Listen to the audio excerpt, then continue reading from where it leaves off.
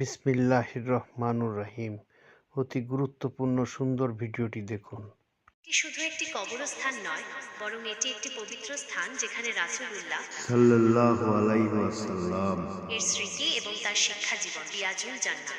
রিয়াজুল জান্নাহ হলো মসজিদে নববীর সেই পবিত্র অংশ যা রাসূলুল্লাহ সাল্লাল্লাহু আলাইহি ওয়াসাল্লাম এর ঘর, বর্তমানে দাফনের স্থান এবং তার মিম্বরের মাঝের স্থান।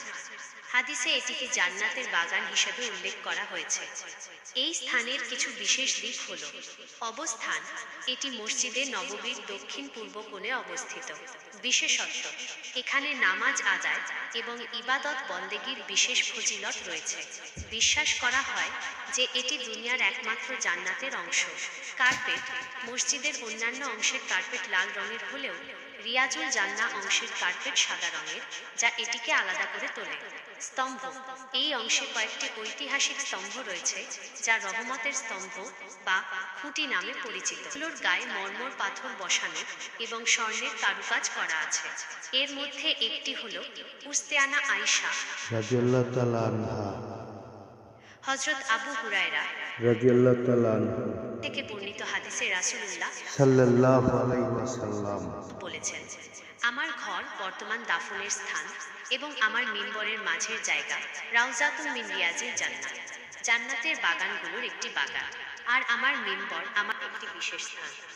এটি নবীজির রওজা মোবারক ও মিম্বরের মধ্যবর্তী স্থান।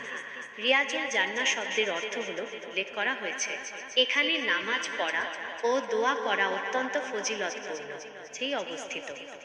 এটি মূলত উঁচু একটি স্থান যেখানে দাঁড়িয়ে নবীজি খুতবা দিতেন এবং গুরুত্বপূর্ণ বিষয়ে নির্দেশনা দিতেন। বর্তমানে এখানে একটি মার্বেল পাথরের মিম্বর রয়েছে। এই মিম্বরটি মুসলিমদের জন্য খুবই গুরুত্বপূর্ণ একটি স্থান। বলেছেন, আমার ঘর ও মিম্বরের মধ্যবর্তী স্থান জান্নাতের একটি বাগান। তাই এই স্থানটি মুসলমানদের কাছে অত্যন্ত সম্মানিত ও গুরুত্বপূর্ণ। এখানে নামাজ আদায় করা এবং দোয়া করা অনেক সওয়াবের কাজ। যেমন মাইনাস, এখানে নামাজ পড়ার সময় তাড়াহুড়ো করা উচিত নয়। ধীরে সুস্থে মনোযোগের সাথে নামাজ আদায় করা ভালো। আর রিয়াজুল জান্নাতে সবসময় ভিড় থাকে, তাই ধৈর্য ধরে অপেক্ষা করাও জরুরি। নিজেই প্রতিষ্ঠা করেন।